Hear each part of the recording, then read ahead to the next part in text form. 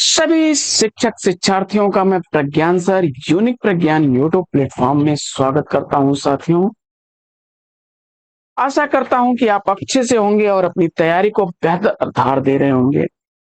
तैयारी को बेहतर धार देने के लिए आपकी चैती प्रश्नोत्तरी 50 लेकर के आपके बीच पुनः उपस्थित हूं और मुझे आशा ही नहीं पूर्ण विश्वास है कि प्रश्नोत्तरी 50 का नियमित अवलोकन आपकी तैयारी को बेहतर करेगा। 50 प्रश्नों को वन लाइनर शैली में बहुत कम समय में प्रतिदिन सुबह सुबह आप होकर के उठते हैं और कर लेते हैं रिवाइज। तो इस रिवीजन श्रृंखला से जुड़ने के लिए फटाफट वीडियो को लाइक और शेयर, चैनल पर पहली बार होंगे तो चैनल को सब्सक्राइब करना बिल्कुल ना भूलें। तो पाठचर्या प्रारंभ करने से पूर्व प्रतिदिन की बात आज का देते हैं प्यारा सा सकारात्मक विचार। और आज का विचार है हमारी जो ऐसे प्रतियोगी से है जो कभी छुट्टी नहीं ले रहा है, सुबह दोपहर शाम नहीं देखता, तीज त्योहार नहीं देखता, वह लगातार श्रम कर रहा है। और अगर तुम आज रुक गए, आज छुट्टी ले ली जाएगा। अतः आपको पता है कि एक सीट पर एक से अधिक प्रतियोगी अपना बेहतर प्रदर्शन करने के लिए प्रतिपल तैयारी कर रहे हैं। तो हमेशा अपने आप पर विश्वास रखो, क्योंकि एक पेड़ पर बैठा पक्षी कभी भी डाल के टूटने से नहीं डरता, क्योंकि उसका भरोसा उस डाल पर नहीं बल्कि खुद के पंखों पर होता है। तो आपकी तैयारी आपके हाथों में है। आप अपनी तैयारी को पूरे जी जान लगा दीजिए। सफलता जरूर आपके कदम चूमेगी। जीवन में सफल होने के लिए आपको कुछ नहीं करना है, बस अपना 100% तैयारी में दीजिए। तैयारी का परिणाम 100% आपके पक्ष में होगा। और इसी सकारात्मक विचार के साथ देखते हैं आज की प्रश्नोत्तरी 50 का पहला प्रश्न हम लोग पढ़े इससे पूर्व आपसे विनम्र निवेदन, साथियों वीडियो को लाइक और शेयर कर दिया करिए। चैनल पर पहली बार होंगे तो चैनल को सब्सक्राइब कर लीजिएगा। और एक नोट सुनना है कि अगर आप यूजीसी नेट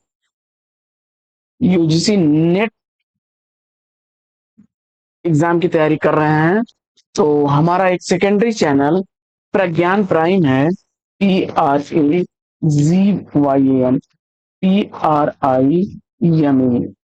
प्रज्ञान प्राइम।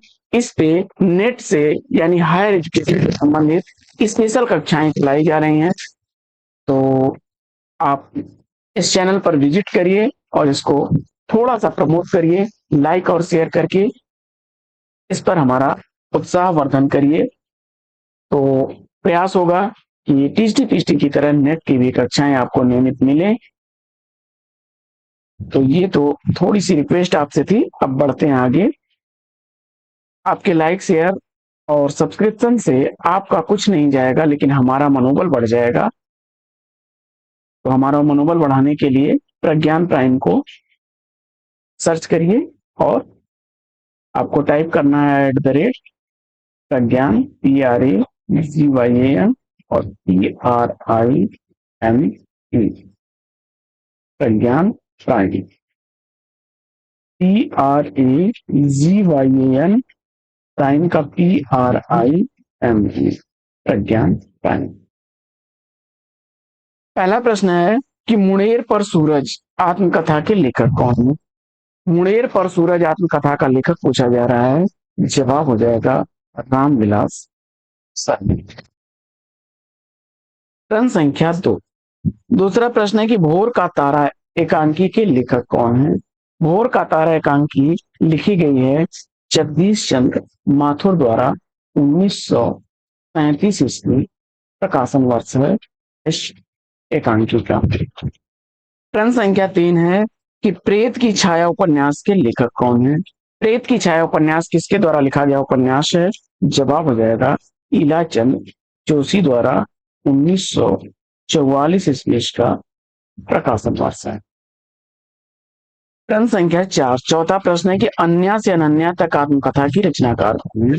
अन्या से अनन्या तक आत्मकथा लिखी गई है प्रभा खेतान द्वारा और 2007 ईस्वी प्रकाशन वर्ष है इस आत्मकथा का। प्रश्न संख्या 5। अष्टछाप की स्थापना किसने की थी? अष्टछाप की स्थापना किसने की थी?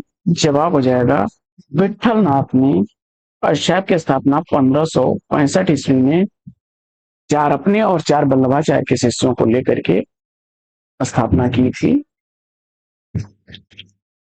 प्रश्न संख्या 6, छठवां प्रश्न है कि देहरी के पार उपन्यास के उपन्यासकार कौन है? देहरी के पार उपन्यास का उपन्यासकार पूछा जा रहा है आपसे। विवेकी राय को चुन करके आपने सही जवाब दिया है। प्रश्न संख्या 7, सातवां प्रश्न है कि मध्वाचार्य किस संप्रदाय के संस्थापक हैं? मध्वाचार्य किस संप्रदाय के संस्थापक हैं? तो द्वैतवाद ब्रह्म संप्रदाय। आठवां प्रश्न, शुद्धाद्वैतवाद दर्शन के प्रवर्तक आचार्य का नाम क्या है? शुद्धाद्वैतवाद दर्शन के प्रवर्तक आचार्य हैं आचार्य वल्लभाचार्य। अक्सर प्रश्न यहां से बनता है। लोकदेव नेहरू किसकी संस्मरणात्मक रचना है?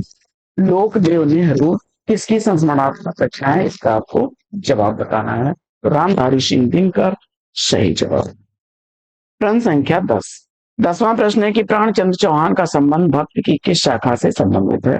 प्राणचंद्र चौहान का संबंध भक्त की किस शाखा से संबंधित है? जवाब हो जाएगा राम भक्ति शाखा। प्रश्न संख्या 11, 11वां प्रश्न है कि लोकोक्ति शतक मन की लहर कृतियों के रचनाकार कौन है? लोकोक्ति शतक मन की लहर ये रचनाएं प्रताप नारायण मिश्र हैं। प्रश्न संख्या 12 कि संचारणी निबंध के निबंधकार कौन है? संचारणी निबंध का निबंधकार शांत प्रिय द्विवेदी जी हैं।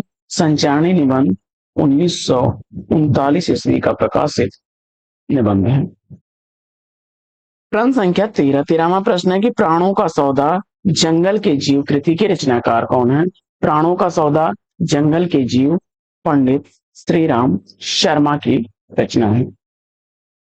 14वां प्रश्न आपका, सुदामा पांडे धूमिल को उनकी किस रचना के लिए साहित्य अकादमी पुरस्कार से सम्मानित किया गया? सुदामा पांडे धूमिल को उनकी किस कृति के लिए साहित्य अकादमी पुरस्कार से सम्मानित किया गया? जवाब हो जाएगा कल सुनना मुझे काव्य कृति के लिए 1979 ईस्वी में साहित्य अकादमी पुरस्कार से सम्मानित किया गया। 15वां प्रश्न है कि चीणों पर चांदनी किसकी कृति है? चीणों पर चांदनी किसकी रचना है? चीणों पर चांदनी रचना निर्मल वर्मा की रचना है। 1964 ईस्वी इस रचना का प्रकाशन वर्ष है। प्रश्न संख्या 16 है कि भक्तिकाल के किस कवि को जड़िया कवि कहा जाता है? भक्तिकाल के किस कवि को जड़िया कवि कहा जाता है? जवाब हो जाएगा नंद दास। प्रश्न संख्या 17, 17वां प्रश्न है कि उद्धव शतक में कितने छंद हैं? उद्धव शतक में कितने छंद हैं? उद्धव शतक में छंदों की संख्या 116 है और जगन्नाथ दास रत्नाकर की रचना है।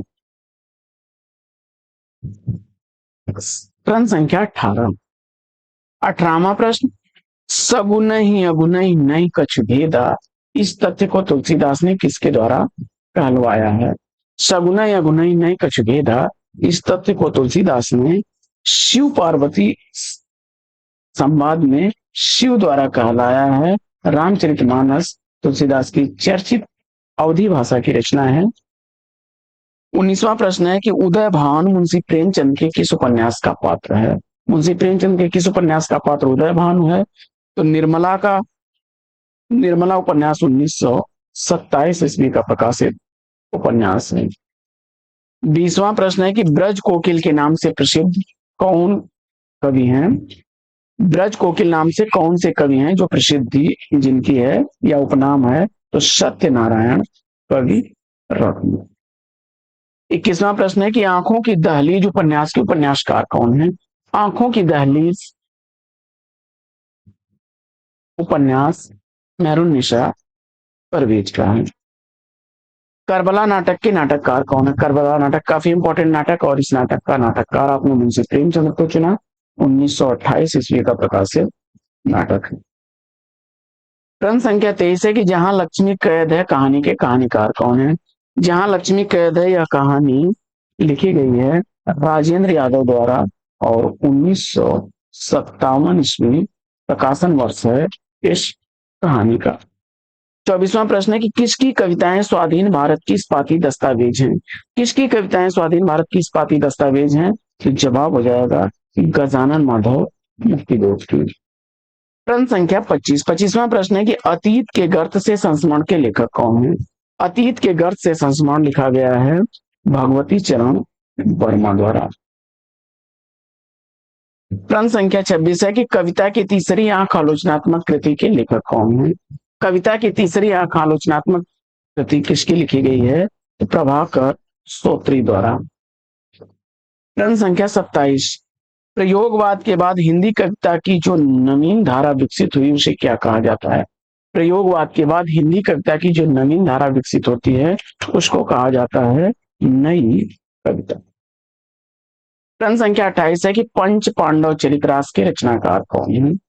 पंच पांडव चरित्रास शालिभद्र सूर्य की रचना है। प्रश्न संख्या 29 है कि नागार्जुन द्वारा रचित मछुआरों के जीवन पर आधारित उपन्यास कौन सा? नागार्जुन द्वारा रचित मछुआरों के जीवन पर आधारित उपन्यास है वरुण के बेटे। 30वां प्रश्न है कि मेरे चपल यौवन बाल अचल अंचल में पड़ा सो मचल कर मत्साल, ये पंक्तियां किस रचनाकार की हैं? जवाब हो जाएगा मैथिली शरण गुप्त की। प्रश्न संख्या 31 है कि चांद सूरज के वीरन आत्मकथा के लेखक कौन है? चांद सूरज के वीरन यह आत्मकथा लिखी गई है देवेंद्र सत्यार्थी द्वारा। प्रश्न संख्या 32 कि कोई दूसरा नहीं कृति के रचनाकार कौन है? कोई दूसरा नहीं यह रचना कुंवर नारायण की रचना है और 1995 ईस्वी इस रचना का प्रकाशन वर्ष है। 33वां प्रश्न है कि बदबू कहानी के कहानीकार कौन है? बदबू कहानी का कहानीकार शेखर जोशी हैं। 1967 ईस्वी का प्रकाशन वर्ष। प्रश्न संख्या 34 है कि निसहाय हिंदू उपन्यास के उपन्यासकार कौन है? निसहाय हिंदू उपन्यास राधा कृष्णदास का उपन्यास है और 1890 ईस्वी उपन्यास का प्रकाशन वर्ष। प्रश्न संख्या 35 है कि हिंदी साहित्य की कहानी के लेखक कौन है? हिंदी साहित्य की कहानी प्रभाकर माचवे की कहानी है। प्रश्न संख्या 36 है कि शोषक वर्ग के प्रति घृणा का भाव किस युग की कविता की प्रमुख विशेषता रही है? शोषक वर्ग के प्रति घृणा का भाव किस युग की कविता की प्रमुख विशेषता रही है? तो जवाब हो जाएगा प्रगतिवाद। 37वां प्रश्न है कि कष्ट हृदय की कसौटी है तपस्या अग्नि है प्रसाद के किस नाटक का संवाद है? कष्ट हृदय की कसौटी है तपस्या अग्नि है यह जयशंकर प्रसाद के स्कंद गुप्त नाटक का पात्र है। स्कंद गुप्त का कथन है देवसेना से। स्कंद गुप्त नाटक में देवसेना का है।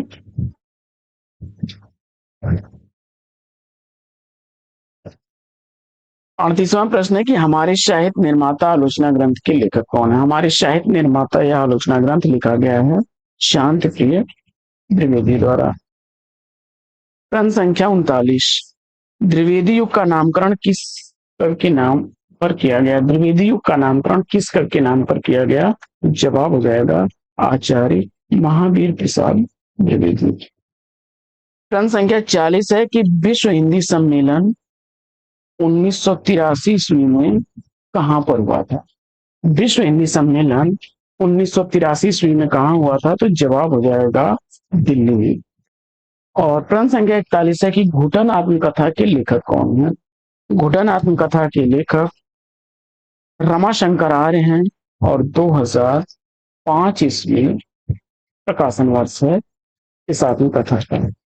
42वां प्रश्न है कि आई ऋतु पावस न पाई प्रेम पंक्तियां, इन पंक्तियों के रचनाकार कौन है? आई ऋतु पावस न पाई प्रेम पतियां यह पंक्ति लिखी गई है सेनापति द्वारा। प्रश्न संख्या 43 है कि सोए पलाश तहकेंगे शीर्षक नवगीत संग्रह के रचनाकार कौन है? सोए पलाश तहकेंगे शीर्षक नवगीत संग्रह लिखा गया है नचिकेता द्वारा। प्रश्न संख्या 44 है कि सूरदास को पुष्टिमार्ग का जहाज किसने कहा है? सूरदास को पुष्टिमार्ग का जहाज कहने वाले विठल नाथ हैं। अगला प्रश्न है कि छोड़ ध्रुवों की मृदु छाया तोड़ प्रकृति से भी माया, यह पंक्तियां किस रचनाकार की हैं?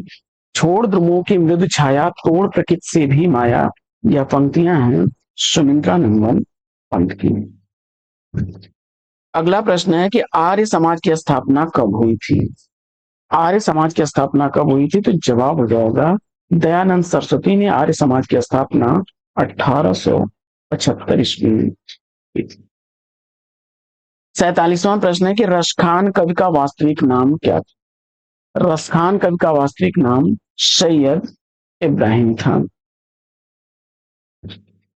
48वां प्रश्न है कि चितवन की छां निबंध के निबंधकार कौन है? तो चितवन की छां निबंध लिखा गया है विद्या निवास मिश्र द्वारा 1953 ईस्वी, प्रकाशन वर्ष है इस निबंध का।